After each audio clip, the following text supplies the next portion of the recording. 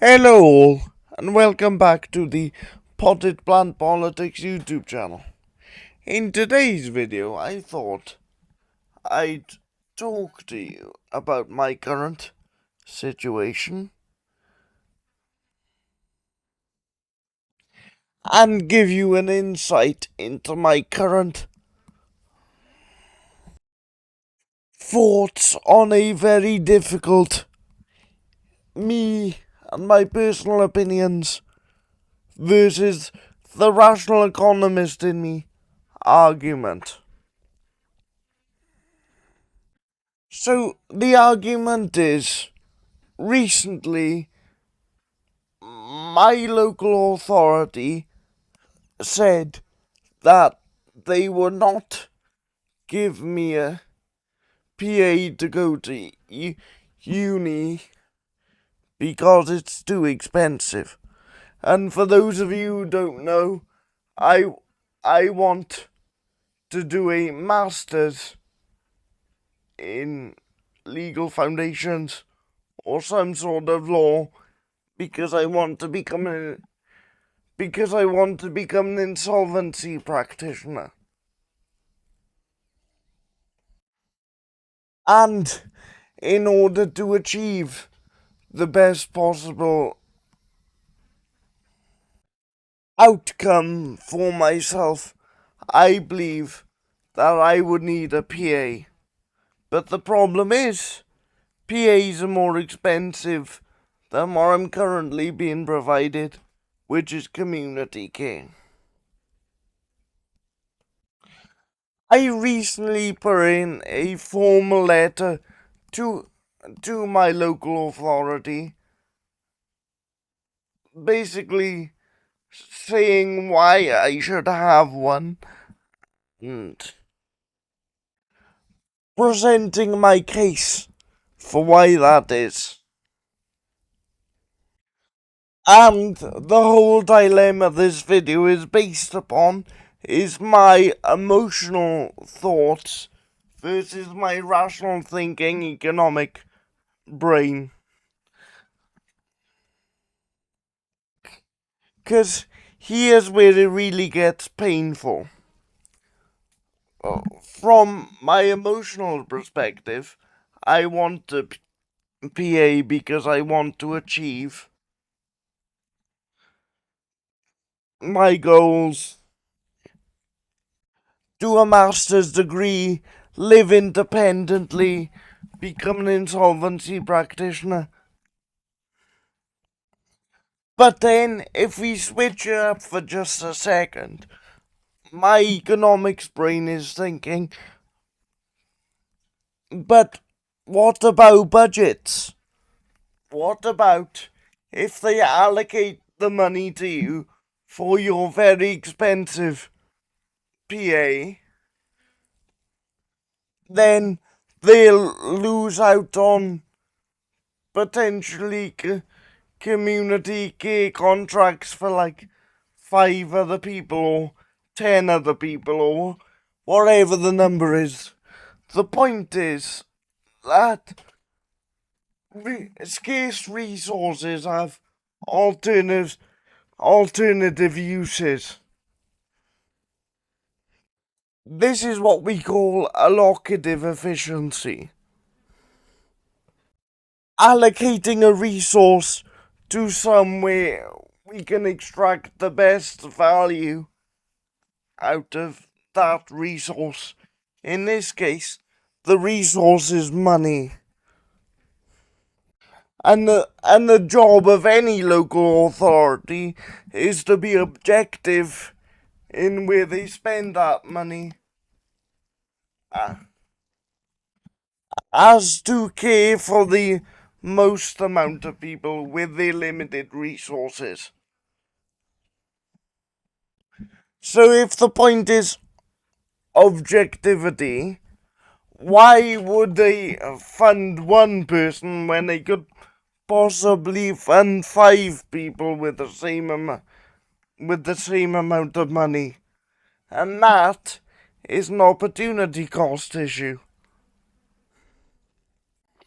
Opportunity cost meaning putting money towards one thing is losing the chance to do another things. So think of a farmer growing melons, and he can sell those melons at 20 p per melon or whatever. And he has another option where he could sell tomatoes for 10 pence a tomato. Obviously, he's going to choose the melons because they give him more income, but he ultimately loses the right to produce tomatoes at 10 pence. And it's exactly the same with my current situation with the care. Let me tell you a bit about my goals and why I think I need a PA and all that. The reason why I need a PA is because from my personal experiences, community carers aren't up to the same standard as living PAs because they're set to very specific times and then you've got to plan your day around them. So if I was in uni doing an assessment for whatever reason, I'd have to go, hang on, I gotta stop now and go back home for lunch and then come back, and then my whole day's out of structure then. And it's very important to me to have structure when I'm in uni because, trust me, I'm mental. If I get an idea at 2 o'clock in the morning, it's I'm dealing with that idea at 2 o'clock in the morning. I'm not just gonna go, I'll do it in the morning, that's a good idea. No, with me, I'm very stubborn. I like to do ideas whilst I've still got them in my brain. And then there is the personal care aspect. I have had times where my carers do not know how my hoist works. And trust me, my hoist is a relatively easy standard piece of equipment that almost any client they work with is going to have. It's not some specialist, rather unusual piece of equipment they haven't been trained in. There's also other aspects where they're not applying, let's just say, a very personal piece of equipment that I need to get up and about and do my day's work with. And if they don't apply that piece of equipment, it means that I can't go to where I meant to go to study, or I can't go out for that day. And they have continually struggled with that piece of equipment. Now, granted, they haven't been trained in that specific piece of equipment. Well, at least for the majority of them. So that's more of a company problem, really. But the reason why I haven't trained any of them myself to do it is because I get a different caterer every day, most days. I train one person, and then another person comes in, and then by the time that other person comes back, I need to train them again. So it's just going around and around in circles. And my personal ambitions is eventually I want to be independent enough to the point where I can pay for my own care and live independently. But Here's where it really gets painful for me. I have no response when it comes to the economic side. On the economic side, I just simply have to concede that my local authority win. There's no competition there because of what I previously stated with opportunity cost and allocative efficiency.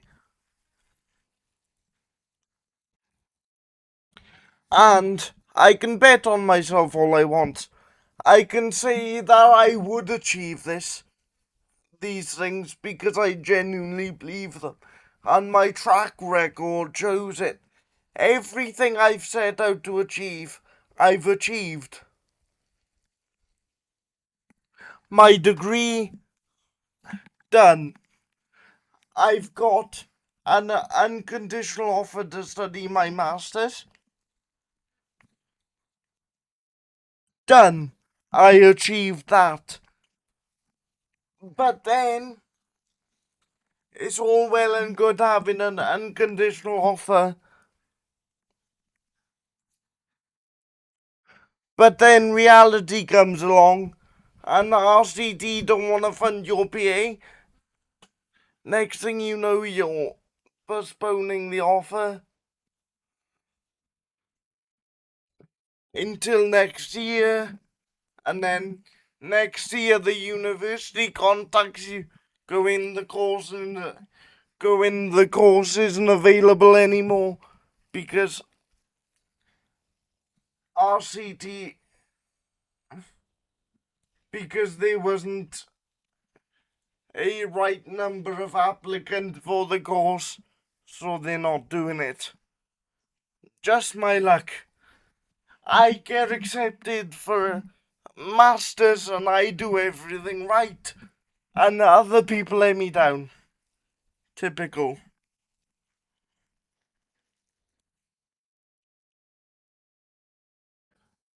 But, like I said, RCT completely wins the rational economic argument because of a concept called intertemporal trade-offs. Intertemporal trade-offs basically means that you have to weigh up the odds of providing care for now versus a potential future where the client, in this case me, becomes independent and does his masters, and you have to weigh up the cost of that potential future versus reality, and you can't do a cost benefit analysis on potential futures and promises that the applicant will one day become independent. You just can't do it. There's no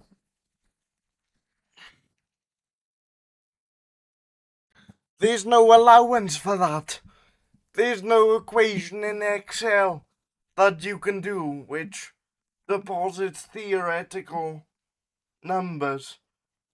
Because at the end of the day, whilst I'm pretty certain that I could achieve those things, no one can guarantee where their career is going to go. Despite how much of an actual genius I am, and I've got the biggest brain in the world. Obviously, I haven't. I'm taking a piss, but yeah. What's really uncomfortable about this argument is it might be cheaper for RCT to provide me with a low standard of care, in my personal opinion, universal credit, all this, which I have personally refused to claim, by the way, because in my opinion I don't need it. That's not a jab at every other disabled person. I understand that circumstances are different, and if you think you need to claim it because you physically can't work, then claim it. But I can work. I can find jobs. I've had to turn down situations where a recruitment service has contacted me going like, we really fancy you for this job. And I've had to say no because the hours are not my hours around my key, you know? They're not specific hours. To give you an example, I had a company ring me the other day and they said, our office hours are 9 till 7,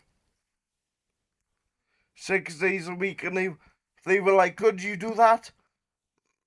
Now for reference, I'm not dressed until about half 9 most mornings, so I couldn't do that. And I said to them, could you allow for me maybe an 11 till 7 start?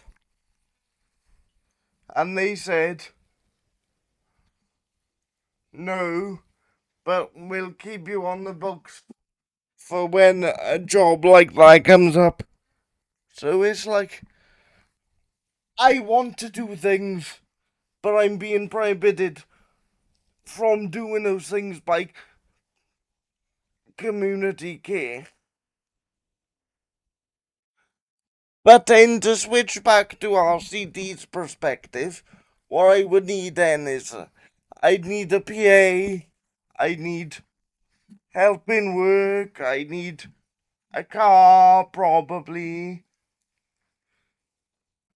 So what I'm essentially saying is the uncomfortable truth that, at least for me, regardless of other disabled people, but in my personal opinion, it can sometimes be cheaper for a local authority to give someone universal credit and give someone that standard of care that just covers their basic needs and say, go down a pub and have a fucking pint and, and shut up, than it can be to give them all the stuff they need to become a productive member of society. Now, just to be clear, I don't know cost benefit analysis on these specific subjects. And to be fair, a disabled person might end up getting a job that's a pretty good job, and they might end up paying substantial amounts in taxes, and that's pretty much what I wanted to do. But do you take that risk for every individual? Because you can't, because it's just a risk. You have to prepare for the information you know now, rather than betting on individuals. And that's the difficult part. Morally, in my personal opinion, I want to be greedy. I want everything. I want a PA. I want a nice job. I want to do my degree. I want everything. But rationally, does it make sense to give me everything? Fuck no. Of course it fucking doesn't. Bye all.